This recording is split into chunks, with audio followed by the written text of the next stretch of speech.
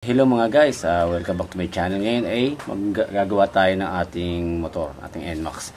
So ngayon ay papalitan natin siya ng oil seal sa pulley kasi medyo may tagas na. Kung titingnan nyo, yan, basa-basa na siya oh.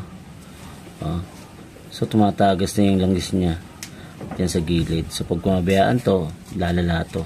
So habang maaga pa, papalitan na natin siya. So bumili na tayo ng pulley, ng oil seal na original. So tara, ayusin na muna natin siya.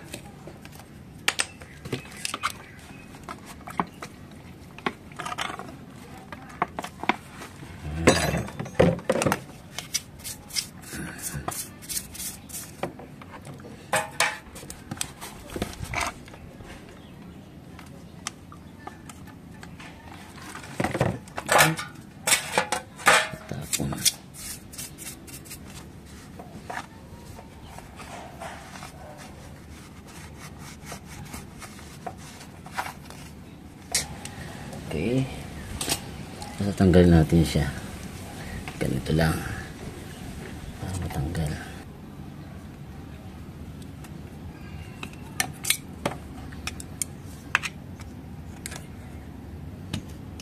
Yun, yun yung luma, papalitan na natin siya ng bago, original Yamaha.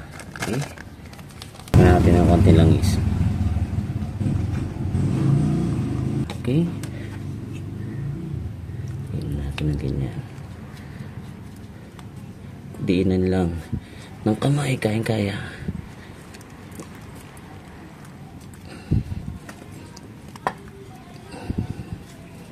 Okay.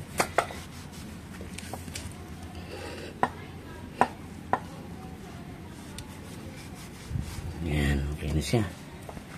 Yan, nakabit na natin yung ating bagong oil seal ng ating pulley. Okay? Bye!